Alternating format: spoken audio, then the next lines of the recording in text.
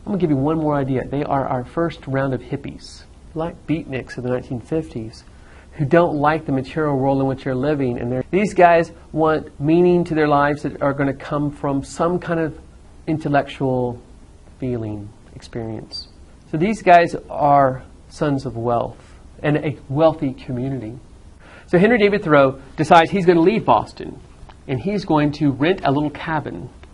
And the cabin he finds is on a pond. What's the name of the pond? Checking you guys a little bit. Walden Pond.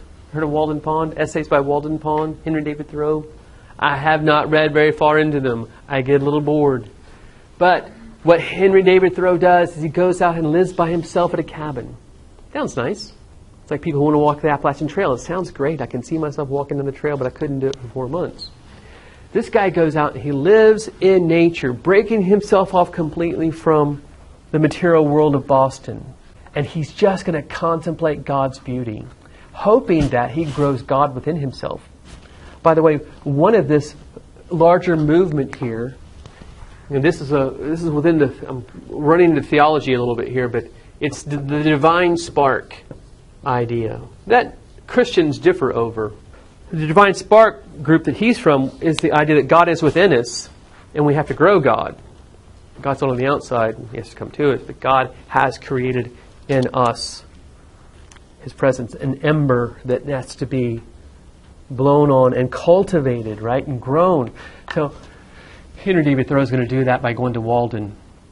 And he spends all his time wandering around in the fields and praying and trying, maybe not traditional prayers, but just trying to commune with God so that he will feel God's presence in him and know what God's will is for him. Now he ends up writing his essays because there's some people, these guys aren't alone. They're at the top of a growing intellectual discontentment in Boston among the affluent people. If you're moved in from the countryside and you move to Boston, you're not reading Henry David Thoreau. You're trying to figure out where your family's going to live and where you're going to get a job. But these guys are dissatisfied with their wealth and their lives. So anyway, his essays get printed up because there are other people who want to read it. And it encourages whole other groups who say, I want to leave Boston too. And what we end up getting, it's going to work, is several experimental communities during this period of time. Lots of experimental communities. And it really is a reflection of the dissatisfaction that people get at a certain point of affluence. I've got two IDs for you, Brook Farm and the Oneida community. These are from New England, where we have great affluence. We have groups of people who say, I don't want to keep living in Boston. Let's get out of here and let's recreate our society. We call these commune experiments. Commune, a group of like-minded, dissatisfied people, usually from affluence, who pool their resources and they have a vision of a more perfect world, a more perfect society, where they can find spiritual fulfillment because they're spiritually dead.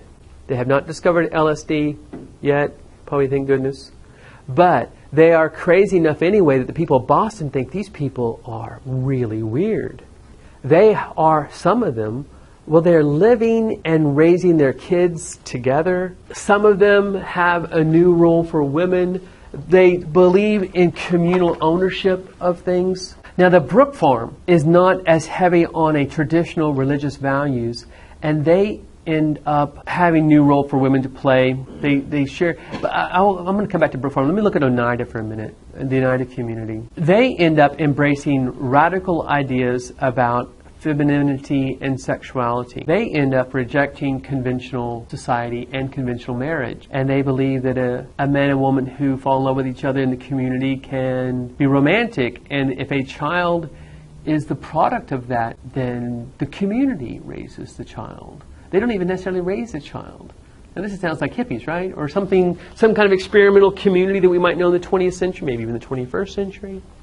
It's fringe movement stuff, but you know, you never know when you're going to find yourself or your cousin or your mother in a commune, right? So maybe we're preparing ourselves in history class for these movements. No. But no, the fringe element of society is there, and I guess we kind of want to understand it. I do want to understand it. It's a phenomenon in American history that resurges and returns. Almost every time we finish an era of affluence, we get fringe people who are dissatisfied and they go with some kind of other value system. Goth is probably out of affluence.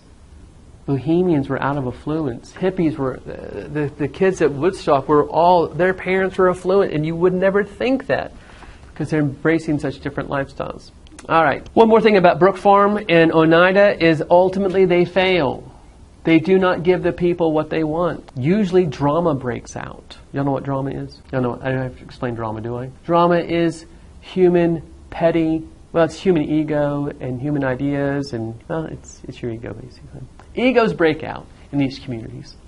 And some of these intellectual leaders who have this flock coming with them, and they all get out there to Brook Farm, and it's great. The first couple days they're clearing things, but eventually they got to get down to work. And some people are thinking, well, today I don't want to work. I really am feeling the presence here today of God, and I'm just going to go off and sit under a tree. And someone's going, well, wait a second. You know, that's great, but can you postpone that because we got to get this cabin built for these people?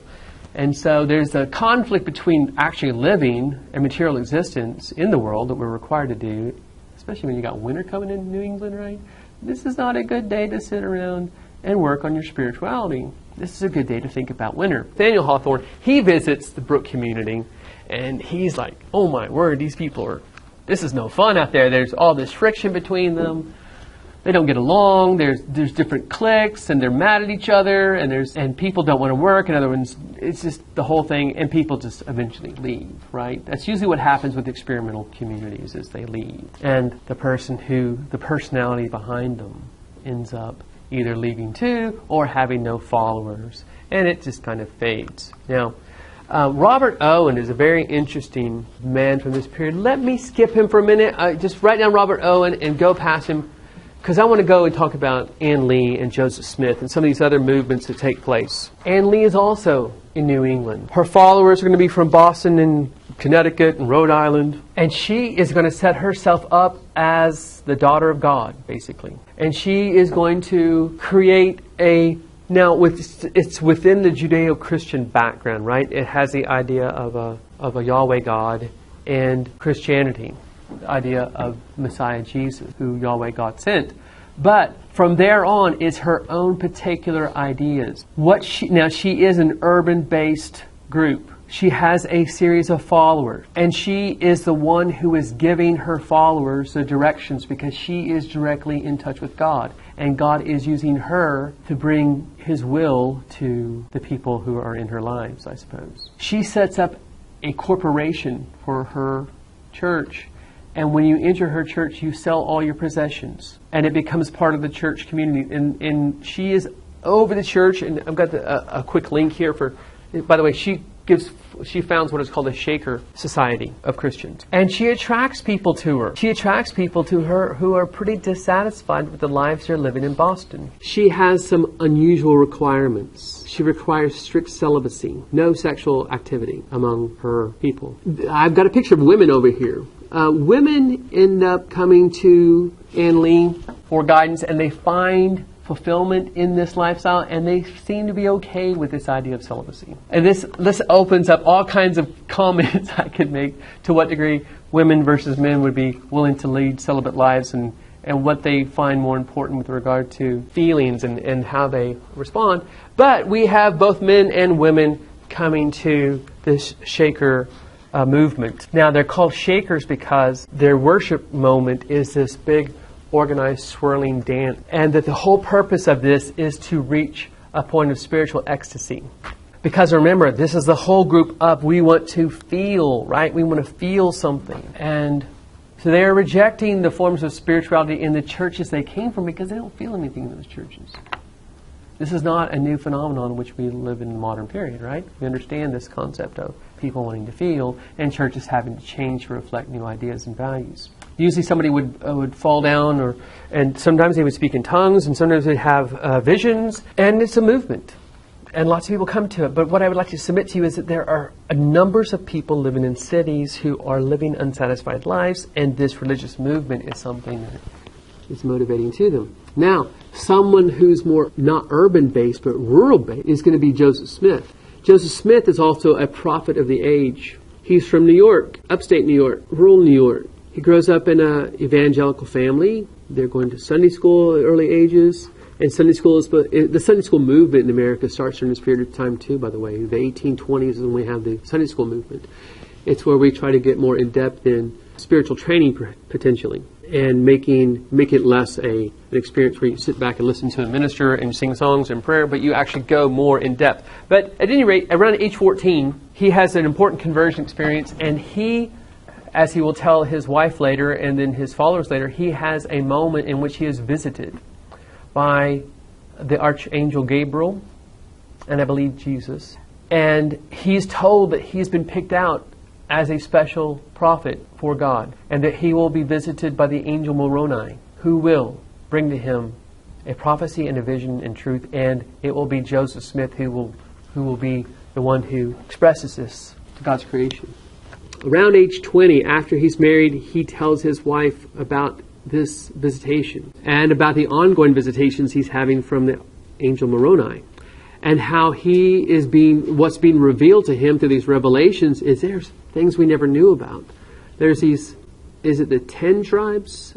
The 10 lost tribes of Israel? The revelations are coming to him. They have left the Mediterranean and they have made it miraculously through God's intervention to the Western Hemisphere. The important thing is here, he has a complete different revelation about the past and even the role of Native Americans and that Western society. What eventually emerges is that he begins to preach as a prophet, and Americans, this is more of a rural-based society at first, respond to him, and he is going to lead them all to, it also blends a little bit of that experimental community approach too.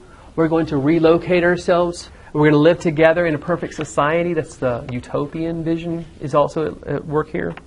He has a few, unlike Ann Lee, who said no sex among her followers, he goes a different direction, and he lets men have multiple wives. And he also does something called priesthood of believers. He gives men a very special role to play. Individual men as being seen as lay ministers who have a lot of authority in their families, and he'll rely upon them for the leadership of the church.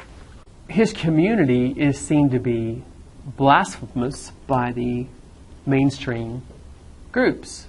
They see him as a charlatan, and he gets bad press. But at the same time, maybe, and this is the reason, he's also wildly successful.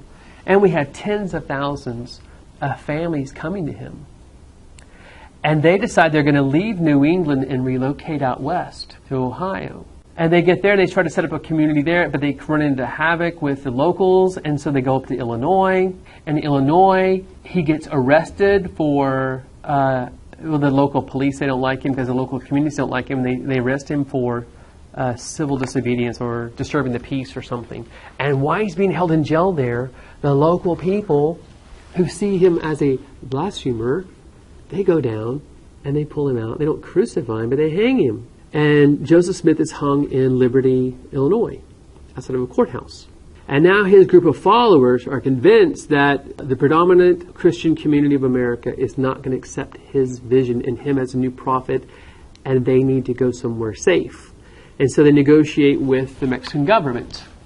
Just like a group of Tennessean people had negotiated with the Mexican government to move to Texas, they negotiate with the Mexican government, and where do they want to go? Where are they going to go? Where? Utah.